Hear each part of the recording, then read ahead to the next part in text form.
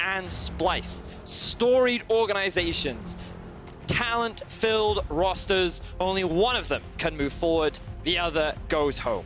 I feel like I've built the stakes pretty epically, you've staked it up, mate. Let's get into the draft. If I had that many stakes, I'd be building like garden fence. It's incredible. Gragas ban, Varus ban for Misfits. Ooh, the shift up. Here we go. What's Kobe going to bring out? Immediately, my brain goes Jhin. Why? Well, he used to be well known for his Jhin. It's something that he tends to bring out in clutch situations, and it is a big comfort pick for him. But what did Misfits lose in exchange for that ban? The Braum is open. The Morgana is open. Clearly, they've realized that the priority for Splyce is the Tahm Kench. Yep. Again with the Kai'Sa. I don't know how I feel about this. I honestly don't know. Clearly, they've picked it to take it away from Kobe. With Varus banned away, they're trying to force him onto something that he's less comfortable on. So where are we looking for Kobe? Ezreal is most played. Varus, Kai'Sa, Jhin, Lucian, Ashe, Heimerdinger. I think I know. What's it going to be? He's played it before. He did it in Game 5 versus Schalke. I think this is a Vayne game. I think this is when he's going to do it. That is what I'm going towards. That is what my hunch tells me. What a way it would be to round out the day. The Braum is the first lock for Splyce. They get that onto Kasing. No Tahm Kench this game. And there's the rise as well for Niski in the mid lane. Didn't have the best of laning phases on that, but worked out well for Splyce in the end. And what a time to bring it back. It's Game 5 against Misfits. Well, the rise is out for Niski. They shut it down very effectively, I believe, in Game 3, but then he ended up coming back into the game and having a very solid performance on it. Misfits, Splyce so far have a pretty solid draft. This will kind of move Misfits away from the... never mind, it will not move them away from the Alistar. Typically, Braum considered a pretty good matchup into the Alistar, but Misfits clearly still valuing that engage. They don't want the Ornn this time around because Braum is considered a really good answer to it thanks to his shield. Instead, they're sticking to the Aatrox in the jungle, something that Maxlaw so far has had a lot of early game success with. And I kind of want to say that he is... No, he did lose Game 1 on the pick. 1-on-1 on the Aatrox as far. There's the Vayne! That prediction is actually pretty impressive, Vedius. Give you some props for that. Picking the Vayne in Game 5. Now, they get into the second phase of picks and bans. Usually we've seen this towards the jungle, but Aurelion Sol is the first ban. Ooh, wow. Interesting. We said it was something we wanted to see Sankux play. That's true, that is. But the thing about Vayne is there is a risk picking her early in the draft because there are many champions that can mitigate what she's capable of doing. Like Cassio is still up and available, something that can make her life really difficult because of the miasma. Remember that she's also pretty short range and she's really good at dealing with tanks. But if you have a lot of dive that can just jump on top of her, then it can make her life a little bit more difficult. So Splyce are taking a bit of a risk locking it in now because it gives Misfits more room to draft around it. But at the same time, if they don't pick it now, they run the risk of it getting banned away. So they wanted to guarantee that pick. So if we're looking for dive to get onto the backline of the Vayne, something like a Jarvan really comes forward priority for me. Personally not convinced by the Jarvan. Jarvan. I think that right now you'd have to put it in the top lane, and you kind of want a tank in the top side of the map. With Ornn taken off the board and denied away from Odoamne, I feel like Sion kind of raises in value. Sion makes sense. At the same time, we heard from Caps, W will just melt through him like a piece of paper. So I don't know if they will prioritize that. Splyce could look to focus it themselves. Then maybe you put Misfits on something like a Maokai. We'll see this. Like, this second half of the draft is very open right now. Top lane and jungle still left for Splyce. Mid lane and top lane, we think, for Misfits Gaming. But Splyce don't have that Skarner pick that we saw them save for late in draft 3. Here, the Sion looks like it's going to be the pick on the side of Splyce here, which means Misfits cannot go towards that top lane tank. Do they go for the Cho'Gath? Something that he actually hasn't valued at all so far in the series would be fine into this matchup. This is most played across the split, 8 games, 3 and 5 on it. Alfari hasn't always had the most success. Well, he had the 3-0 versus G2. He did. And then he did have that one win against Vitality as well. And like, it does offer a decent kill threat. Nope, instead they're just going to stick with the Maokai. Oh, Poggers. Okay. We got a Yasuo on Sankux. Triple damage threat from the Misfits Gaming. This is what we want in our Game 5. This is hype. But the last time we saw him on Yasuo, it did not go well. Solo Q is like flipping out right now. They're like, ha! There's a Vayne on one side, there's a Yasuo on the other side. What do we do? Who wins in the ultimate solo Q battle? That is the question. Splyce going to get the Trundle as their final pick, so compositions fully rounded out now for both these teams. So, yes, tell me what they want to do. So, like, you got a solid 1-3-1. The great thing about Vayne is she works really nicely on a side lane, and for Misfits, like, I would say Yasuo can handle her in a side lane. That could be one of the reasons why they picked it. And they're expecting Hans Summer to go more towards the scaling build in with AP, so they will have a source of AP damage on their composition as well. But when you kind of look at the team fighting power, I give the slight edge over to Misfits just because of the sheer amount of damage that you have with the Aatrox, how well it synergizes with the Yasuo, and how Alistar synergizes with it too. Maokai is just a very solid late game team fight tank, and his lockdown potential is great. So 5v5, I feel like Misfits has the advantage, but in a side lane, split up across the map in terms of skirmishes, I do believe that Splyce do have the edge. One of the big win conditions will be late game Vayne. She's one of the few that can handle Kai'Sa in the late game, and if we're being honest, Kobe has been the better performing late game AD carry so far in this series. Whereas for Misfits, it's all about Senkux and Hans Summer. Remember, they don't need to get ahead early. They scale well. Like, I feel like this game is just going to be a lot about scaling. Okay. Who has the stronger side lanes? How well do you set up the team fights? Junglers are going to be really important. Maxwell so far has been able to consistently find solid early game leads. Can he do the same again? What will Xerxes do? Will his focus be on vision control and helping his laners get through what could be a rough laning phase? Oh, I'm excited. We're here to game 5. The stakes are massive. Let's jump right into it. It's do or die for both these teams. One loss chucks you out for the rest of the year. One win takes you through the gauntlet to play against G2 later on. Last chance, perhaps desperation for these teams as well. We'll see as the game progresses. Scaling on both sides. Vedius is slowly choking on his ginger All right, so just before we get into the game, like, very exciting, lots of stakes. Lots of stakes. But we see no serious level 1, so I think we've got a little bit of time. You tell your story, Vedius. So my manager came up before the game, gave us a little bit of a pep talk, and said, here, I've made you this wonderful herbal drink to help you with your voice. It's ginger, lime, and honey, I believe. And I just tried it, and there's so much ginger in it. Mine tastes really good. My throat is like,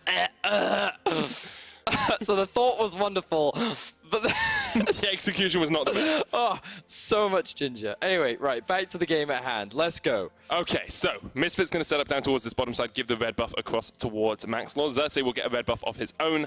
And something we've seen Maxlord do really well throughout the series is control those scuttle crabs. I want to see if he gets both of them again this time, or if Xerxes is a little bit more willing to try and fight up against the Aatrox in the early game. Yeah, I'm also interested to see how the lane phase goes in the bot lane. You're going to be contracting the junglers. I'm going to be looking at the AD carries because one or the other has had a winning 2v2. So Hans Summer got it last game on the Xayah. Kobe has had it every other game. This time around, the Vayne, not known for her super strong laning phase, but into a Kai'Sa who doesn't really trade super well. Vayne should have the advantage, especially when paired up with a Braum. So you kind of expect the Vayne to get an early push, especially seeing as he didn't have to pull. But at the same time, you don't expect him to stomp lanes. You're expecting the farm to be relatively even during the laning phase. It's the 5th time we've seen Hans Summer play this Kai'Sa as, well, 4th time, sorry, because he played the Xayah in the last game.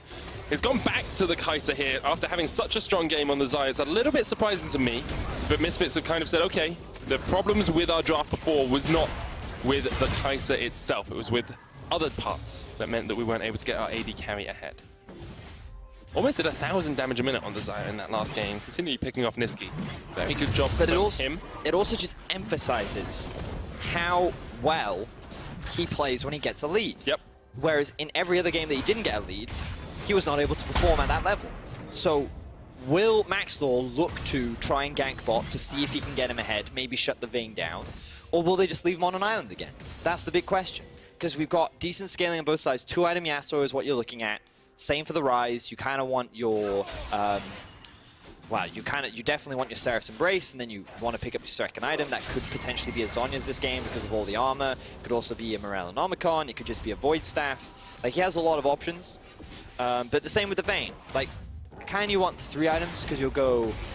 I think you'll go Blade into Rage. Alternatively, you could go Blade into Rapid Fire into Infinity Edge. you actually have quite a few options on the Vayne. Also note that he's decided to go for fleet footwork. So he is going for more of the sustain build, similar to that of Hans Sama. And we haven't seen many fleet footworks on that many AD carries. Usually you see things like press the attack, but clearly they want that extra kite ability, they want that extra bit of healing back. It does make a lot of sense, and we saw a little bit of the trade down towards this bottom side. When Mickey engages, expect Kasing just to put up the Unbreakable and actually mitigates any of the damage that could happen from the Alistar and Kai'Sa combination. As we said earlier, my eyes are on the junglers, and Xerxes is in a good position towards this mid lane. If he did want to get a gank off, pretty big minion wave pushing in for Splyce as well, as Nisqy clears it away with a Spell Flux. Nothing happening with that gank, but there's always the opportunity for something to happen on the rest of the map. A lot of explosive damage coming out from an Aatrox in the jungle, and Trundle, always known as strong in those early game skirmishes. Definitely true. To answer your earlier question, by the way, they ended up trading 1-for-1 in the Scuttle Crabs. Oh, nice. So no one has the advantage yet, but we will keep track. Game 5. Wait, I thought you were tracking bot lane. I'm the junglers. Yeah, but I wanted to keep you updated. That's kind of you. Don't worry.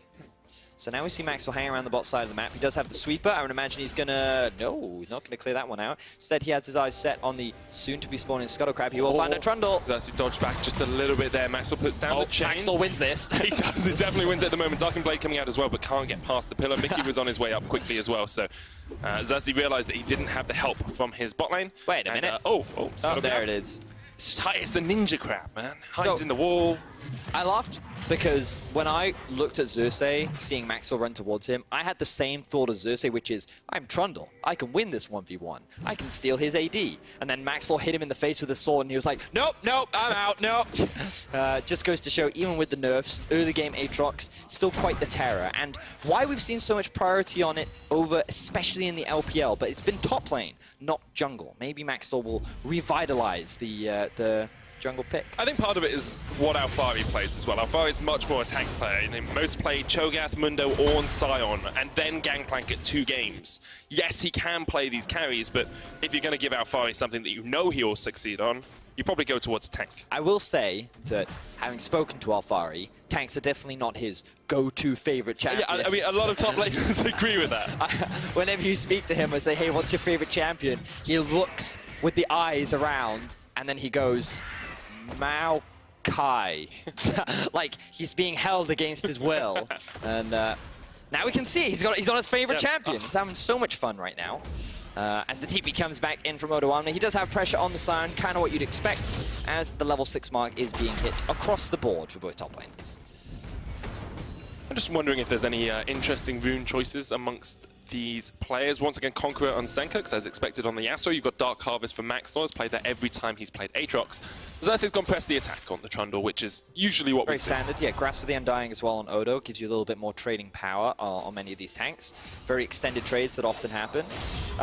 For those that may have only just joined us for this 5th and final game of our first round of the Gauntlet, Dark Harvest is kind of the shift away from Electrocute, which many junglers have decided to go for. Maxthor is a big fan and advocate of it, and on champions like an Aatrox, which are really good at counter-jungling and building up those stacks pretty quickly, you can make a lot, you can get good utilization out of it as well, especially if you can pick up extra kills in these fights.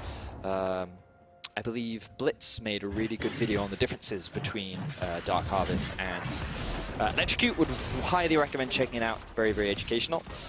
Meanwhile, down in the bot lane, it looks like the full river control is in favor of Misfits. So kind of similar to what you were saying last game, where for Splyce, the early game vision, not their strongest suit, whereas for Misfits, they always look to try and gain control over things like the river and even the enemy neutral objective. I think early game vision is non-existent for Splyce in most situations, especially down towards this bottom side. They have no awareness of what's going on, but somehow they've been making it work for themselves. We talked a little bit about bot lane priority and who would have the push pressure. Actually looks like Hans Sama is slightly ahead here, about 10 to 15 CS up.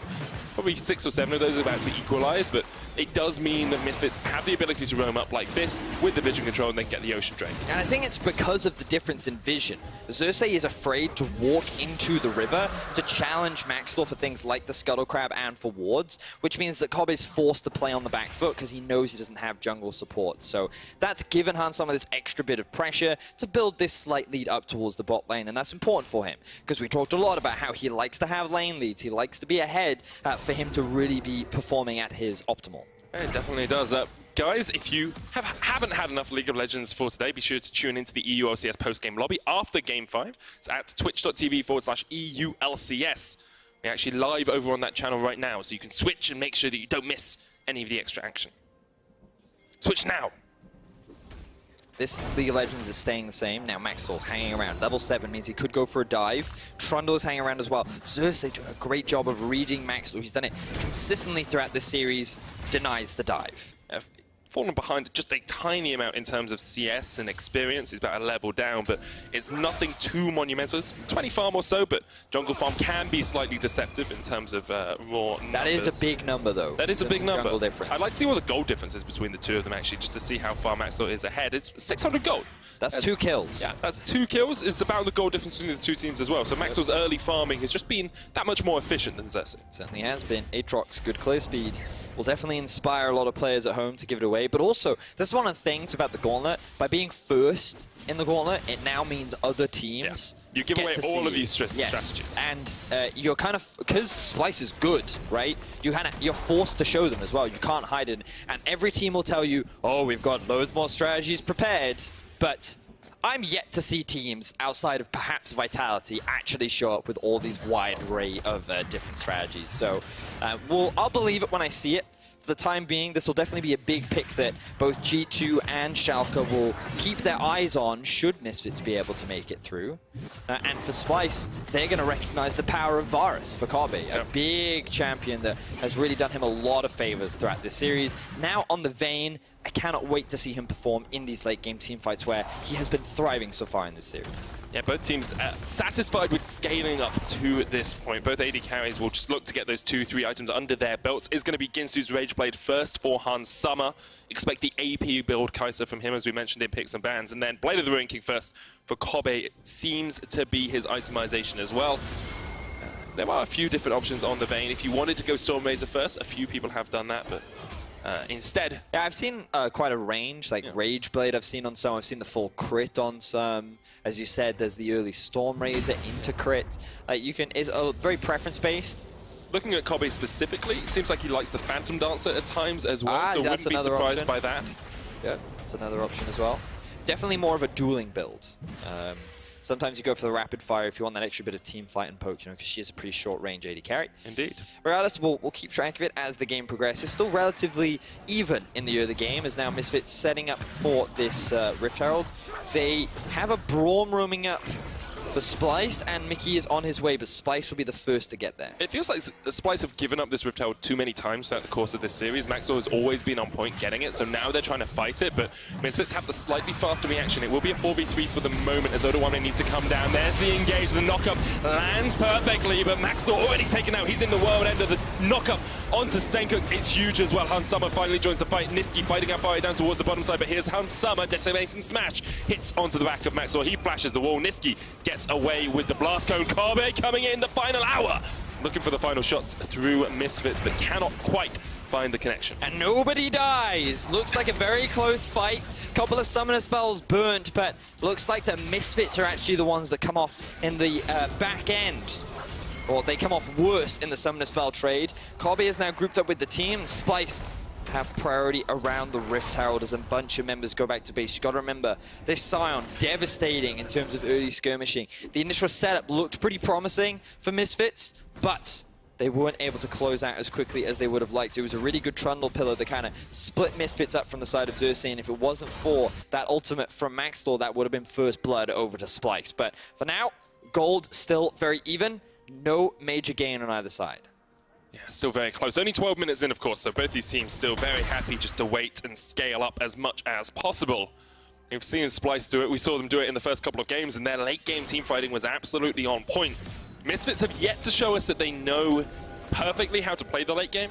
They tend to get an advantage and then try and either snowball or just try and close out the game pretty quickly, whereas Splyce have shown us quite consistently that they, in those late-game teamfight situations, they are very willing to take those 5v5s. Yeah, quite right. And unfortunately for them, I mean, they did have that relatively clean game 3.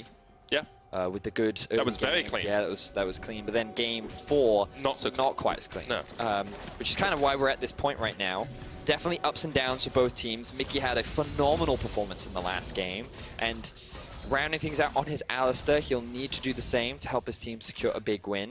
Still keeping my eyes on the goal difference between the two AD carries, and right now it's dead even. They're going to be huge in these late game team fights, and we're also keeping our eyes on item spikes that will be coming in through for both these teams. First item is done for Hans Summer, Phantom Dancer being the priority for Senkux, and you imagine he'll work towards the Infinity Edge second. Niski already completed his first item too, and Kobe getting very close to that Blade of the Ruin King, but he's slightly delayed because he decided to pick up the Zerka's Greaves, whereas Hans Summer has skipped that for now. Yeah, just gone straight for the Ginsu Rage Blade. Once again, Maxwell's going to start up the Rift Hold here. Odo and Alfami both have their teleports if they want to join the fight. Question is, do Splyce want to force? They know this is going down. Niski starting to step into the river. Misfits with all 4 players up on the top side of the map. Hex Flash jumps across the wall. Mickey gets onto Kobe. That's a big knockout. The engagement set. Kobe flashes away into the final hour as well. Hans Summer with the stun. Kasing lands the Glacial Fissure. Needs to keep its AD carry alive. And Kobe survives in the back. Does he know? Cooks on the chase. Straight through him. Sweeps the blade through. That's 2. And Misfits have found the perfect fight on the top side of the map. Niski can't even get a kill. Senkuk's caught out a little bit here by Odo Omne. He will go down as well. And now Niski might look for a little bit more. No flash. Alfani gets straight onto him. Niski is locked down. The plasma will solidify the kill. And 3 kills go over to Misfits this time round. They use the Rift Out as a means to start the fight, and Splyce get baited into it. They had the Summoner Spell advantage, but Mickey came up clutch. He knew the path that Kobe would take to join the fight, to set up the flank, and he got onto him before he could, burning both Summoner Spells, the immediate follow-up from Hans Summer. Everything came together that prevented Splyce from utilizing their front line, and the back line just fell apart. Incredible stuff from Misfits. Found the perfect moment to strike. I thought perhaps they'd been a little bit caught out, but when Kobe survived at the end as well, it seemed like it was perfect for Splyce. But so here's that Hex Flash coming out from the Alistair. The control ward into the knocker. Yes, Kobe gets the stun out, but instant heal. And I love this follow-up from Hans Summer, the confidence coming in. Kobe plays this as best as he could, but nothing he can do against a minion wave that just arrived to allow Senkix to join the fight. Maxwell picks up an extra kill with the red buff as well. Now, Senkix here is like, I have enough health to tank this and then get the kill, but the stun duration is so long that he ends up dropping as well. Now, Niski, he just ends up in the river, doesn't have the flash, and that gives an extra kill over to Hans Summer. So Misfits in the early game find a really good fight, and now you can see that this is the kind of lead that they love to use. Splyce will be relying on their late game insurance. Now, things aren't all doom and gloom just yet. The gold lead isn't that monstrous that you can't come back in this game, but eyes are on Vayne. Misfits have shown that they've struggled to close out these games, and Splyce are going to be relying on that and their fantastic team fighting power to regain control of the map. Barry engages with the Twisted Advance. Flash used as well. They're trying to take down Odo Omne. He'll put up the Unbreakable. Nature's Grasp will stop Niski in his tracks. Unstoppable Onslaught gets Odo Omne to safety. The Vayne's still down towards the bottom side, so really no follow-up available for Splyce. Misfits went a little bit deep there, but they'll be okay for the moment. They actually know that Odo's there. Flash engage! Odo goes bye-bye. And that's good stuff for Misfits. Double flash used from both Mickey and Maxwell. Malphar used his flash earlier as well, so that's a lot of summoner spells now unavailable for the side of Misfits, but they do pick themselves up another kill onto Odo.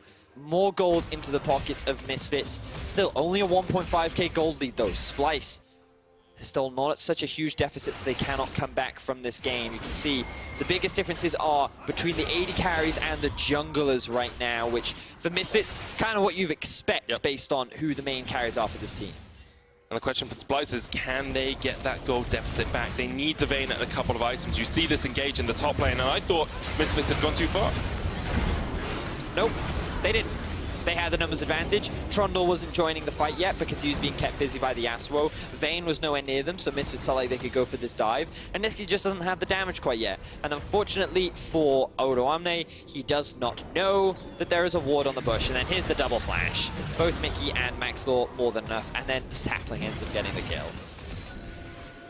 Oh, the PGL is right after this on twitch.tv twitch.tv/EULCS. You can switch over there now if you want to see Alfari caught underneath his tower. Twisted advance used by Alfari, but he'll get shredded out by Splyce. They find a good pick up towards this top lane. Meanwhile, Hans Summer's pushing in the bot. We'll get a tower for tower trade. Yeah, good pick there from Splyce. Definitely what they need as they secure themselves the top tier 1. Finding that kill onto Alfari will definitely be valuable. Unfortunately, the goal didn't go over to Kobe, which is kind of where you want to be funneling those resources. Guys, the NALCS countdown begins in 5 minutes on twitch.tv/NALCS with Game 1 of the NALCS Regional Qualifiers starting here on /Riot Games at the end of this match. Worry not, though, you can still catch the EULCS post-game lobby at twitch.tv/EULCS after this match. We're live on that channel right now, so you can switch over right now and stay in on the action. Wait, Medic, remind me, where can I find PGL? Oh, twitch.tv/EULCS. So is that twitch.tv/EULCS? Technically, it's http://www.twitch.tv/EULCS. But I can still just go twitch.tv/EULCS and I'm good. Yes. Perfect. If Great. you're on YouTube, it's fine as well. You can just stick on YouTube. Perfect. Good to know. Thank you, Medic, for that update. As we return back to the game. Hans Summer, we're going to be given the blue buff. He is now working towards his second item. Things looking pretty good for Misfits. About a 1,500 gold lead in their pockets. Baron about to spawn, and they have good vision control throughout the river. Eyes will still be on Kobe and Niski to see if they can bounce back in this game. 2 items now finished for Niski, level 12. Definitely can be a big side lane threat, but also going to offer a lot more damage in the upcoming team fights. And Kobe so close to completing his next item, which looks to be the Rage Blade. They get the Rage Blade second. Those silver bombs stack up incredibly quickly. He is the guy we have to watch in the next fight. Niski as well has the Spellbinder and the Seraphs complete. Zeke's conversion finished on Xerxes. They're just trying to buff up this AD carry as much as possible. He's the only man that's stuck with Splyce. Since they made it to Worlds, he has always been a part of this roster. Now, he's facing up against 2 of his former teammates for a chance at going to Worlds. And you've got to imagine that with all the veteran talent that now sits on both sides of the squads, that they're not thinking about the pressure, they're not thinking about what this game means. All they have in their eyes is how they can win this game. But those stakes are still ever so real. Misfits and Splyce. One team moves forward in the gauntlet to play another grueling best of 5, whereas the other ends their year of League of Legends. Competitively. I mean, you can still play solo. queues. Yeah. Oh, engage onto Kobe. Hans Summer goes in for it. The flash heal away from the veins. 2 summoners burn for none. Instantly jumped in from Hans Summer, showcasing the damage that this Kaiser is able to pull off. When he gets the jump on you, Kobe now being forced back is huge for Misfits because they can just gain full control over this jungle. You'll see that Senkuk's getting priority over mid, and all these wards being sweeped out. Oh, Mickey, though, takes a lot of damage. Didn't burn his ultimate to get out of that, though, so he still has it if a fight does erupt. Misfits on the edge of victory, on the edge of a best of 5 versus G2. Last time they faced, they won it 3-0. Mickey with the engage, Niski down low. Mickey the first to go down, though, and Splyce maybe can take this fight. Alfari in the bun line, he's shredded. Oh no, Omne comes in with the unstoppable onslaught. There's the last breath, but is it the last hope? Look at the Bane, he's taken down 3, and it's all Kobe all the time for Splyce. They find a perfect fight in their jungle. And Misfits fall apart. All 5 members end up dropping as Splyce stay 5 men strong. They have the Baron in their eyes, and suddenly the game is in Splyce's control. Once again, the game turns on its head. Splyce find just some semblance of a team fight out of nowhere. Misfits made the engage, and Splyce said, thank you very much. We'll take 5 kills for none. We'll take your mid lane tower. We'll take the Baron, and we'll take the gold lead as well. Misfits with a crucial team fight loss that Splyce are more than happy to capitalize on. Things were starting to look dire, but it all starts with Mickey taking way too much damage in an earlier exchange. Now Misfits feel, we can fight this, we don't need to engage. But you can see, Hans Summer can't get onto the backline, he doesn't have his ulti anymore. Senkuk can't even use his ulti yet, he has to use it onto someone like Xerxes, when both Kobe and Niski are perfectly healthy. He even lands the knock-up there, but gets chain CC'd, and this is not the fight that they wanted. It was just free fire for both Kobe and Niski. That choke point was a perfect setup for Splyce, but now they're looking for a fight. Get the last breath down onto Kasing, he's done.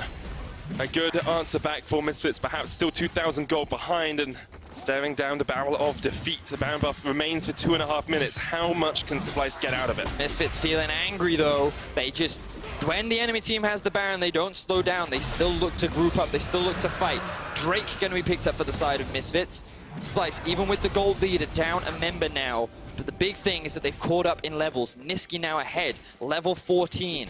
Kobe, he was 2 levels down, and now he's managed to catch up to Hansama. Things looking great for Splyce. Just in case you missed it last time, guys, the NALCS Countdown pre-show starts on twitch.tv/NALCS right now. So if you want to watch that, wait until this game's finished, and then you can go and watch that instead.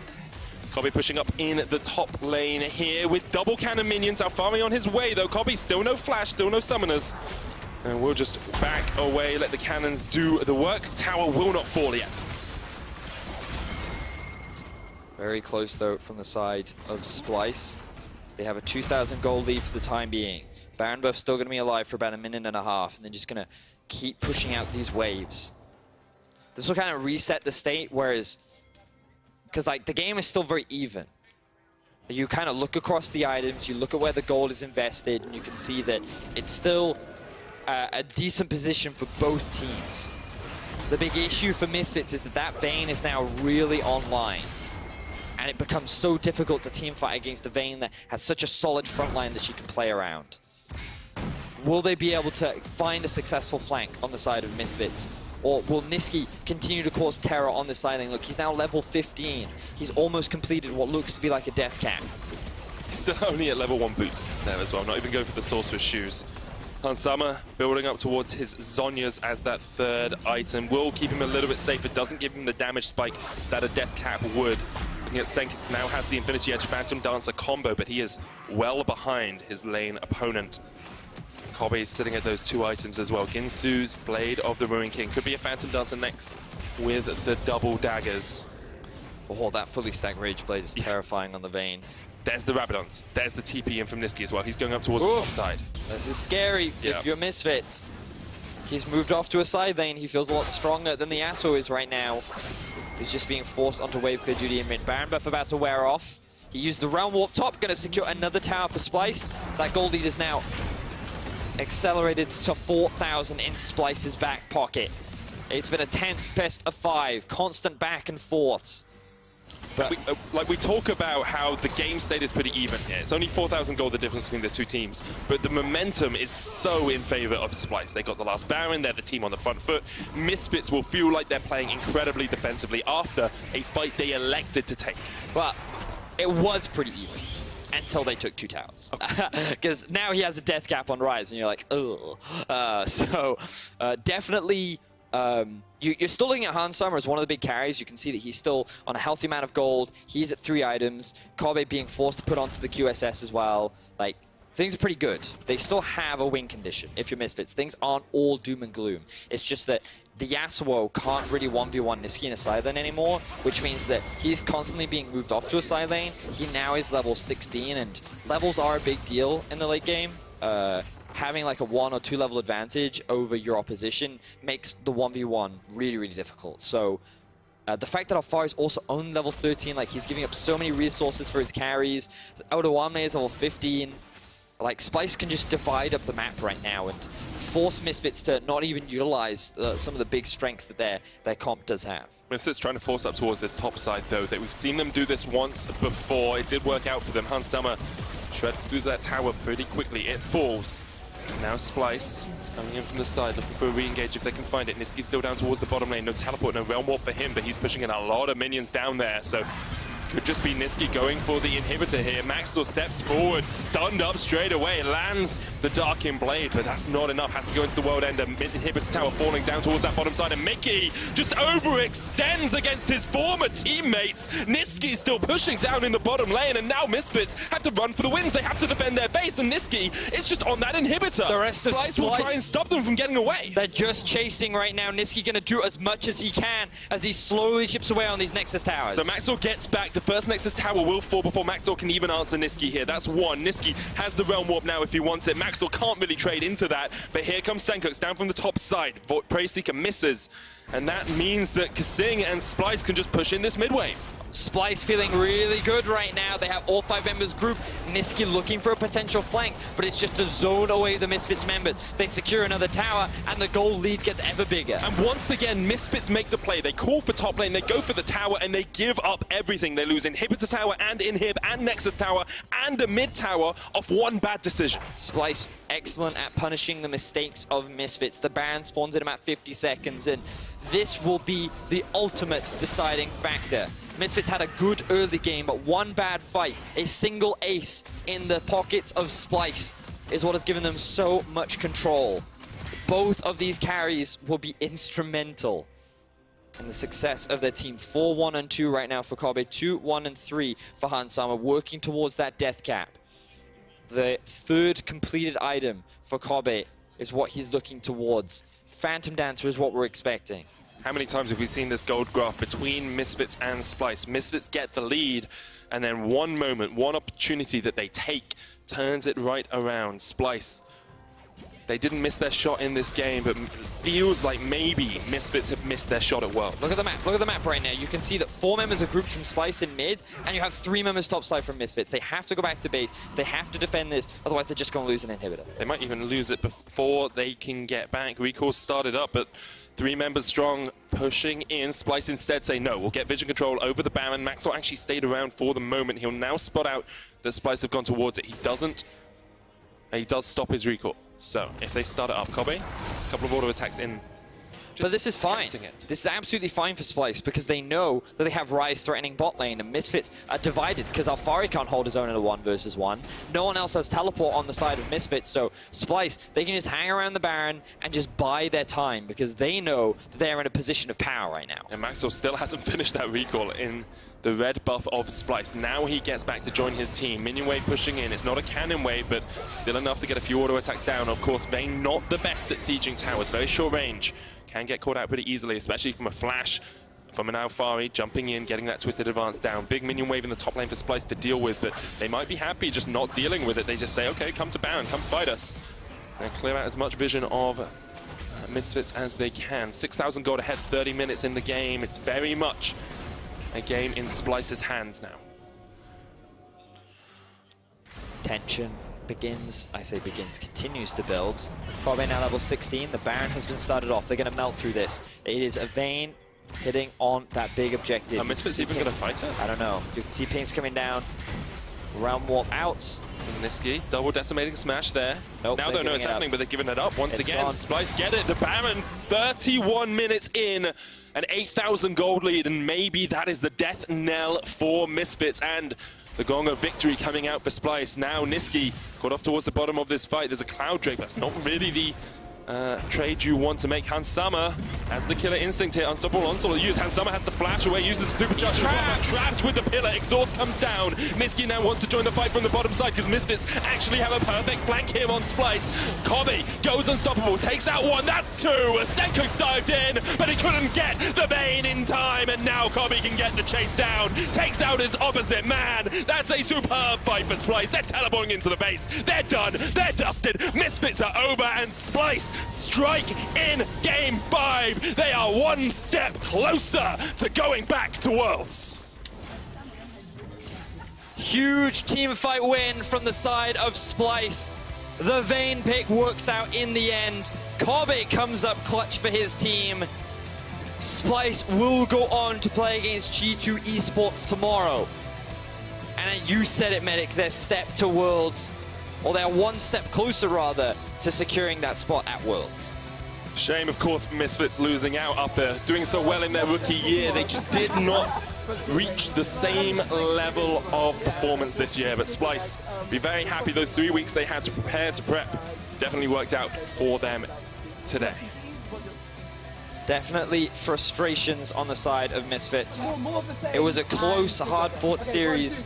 That single fight that resulted in the Baron for Splyce was all it took in that 5th and final game. Just one moment, that's all you get. One opportunity, you can't miss your chance. and Splyce took it with open arms.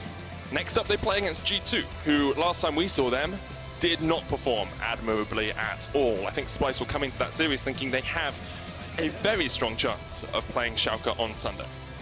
Yep. Well, we'll have to wait and see. We don't know what G2 has been preparing. They do get to watch all 5 games of this Splyce squad. A lot of footage to review and build off of. But Splyce definitely came prepared into this best of 5. After Misfits 3-0 over G2, expectations were high, but they lost the Fnatic, they lost the 3rd place, and while hard fought, unfortunately here they did lose to Splyce, who now are obviously very happy. Yeah, I think Kasing is always smiling. I think it's a pretty easy person to look at if you want to see someone overjoyed after their win. Want to put a lot of credit onto the shoulders of Kobe as well. Throughout the series, he played incredibly well. His Varus pick, that Vayne as well, was able to keep safe at the back of a lot of the fights when I thought he was going to get taken out. Yeah, a lot of credit to him. The early game wasn't going that great. He was 2 levels down behind Hans Sama, but again, you only need 1 fight. That's all that matters. You find that single play, you get those couple of kills, you get the goal investment, and you can suddenly swing everything around in your favor. So, mad props to Splyce. I think Nisqy definitely played a solid series too. He did. Perhaps not the biggest, perhaps not the biggest playmaker like we've seen him in the past, but sometimes your team doesn't need that. Sometimes they just need consistency. Very solid performance. Be interesting to see how they hold up against G2 tomorrow. What has G2 prepared? Because I feel like that in this time, we've seen a lot of growth and evolution from all the teams that haven't made it further in the playoffs. They definitely have. Well, who do you think deserves player of the series? Is it Kobe, Nisqy, or Odoamne? Hit us up with your answer at LOL Esports on Twitter.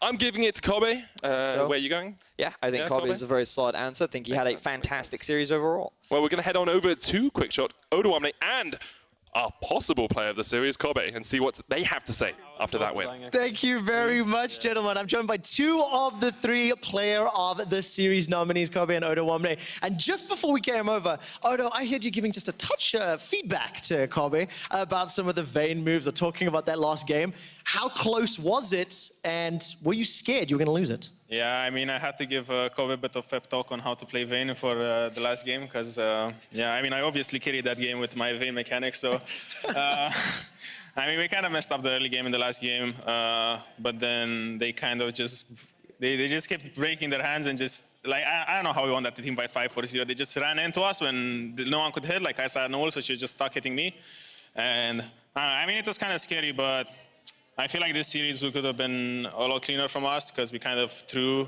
a lot in Game 4. I think Game 4 was free win. But, I mean, all in all, I think it's kind of deserved because I think we stepped up to the game. Hey, look, you won the series at the end of the day, stepped up when it needed. Kobe, I want to talk about some of the messy games because it felt like Misfits got ahead early, fairly frequently, but then you guys clawed it back. You know, what was the mood in the games throughout the entire series when it looked very competitive and very close? I think we always kept like high mood throughout the games, even though some of them were messy, as you said. There was some Urgot, some Aatrox, a lot of champs you don't see often. So yeah, it was a bit messy, but we always stayed calm and just focus on what we do with our comp and how we win the game. Now, of course, Kobe, one of the face of Splyce, the man that has remained and stood behind. You've now eliminated Senkux from World Championship contention. How important is it for you to make this run in the gauntlet as the last man standing on Splyce? Well, there's one left still on G2, so it's going to be one of us maybe. But it's really important for us, and like since we went out in quarters, my goal is still to win EULCS, and that got taken away. So now it's just Worlds is all there is to fight for, and it's really, really hard for us because we have to make the miracle run, beat everyone. But I think we can do it, and with a lot more confidence after today. No team that was in round 1 has ever advanced to Worlds from the 3rd seed from Europe. But no round 1 series has gone to 5 games in Europe either, so maybe it can happen. Last question before we do have to head on with the day. Odoamne, playing up against Wonder, playing G2 Esports tomorrow. How is that series going to go? I mean, they kind of look pretty shit in their series against Misfits, I think. They kind of like, I don't know, they got murdered. So, I mean, I'm not too worried, just because ever since the meta went away from funneling for G2, they're kind of like, they don't know what to do. And I don't know, they're just struggling a lot to find a playstyle that works for them. And I think, I don't know, this series was still messy for us, but I think tomorrow shouldn't be harder than today.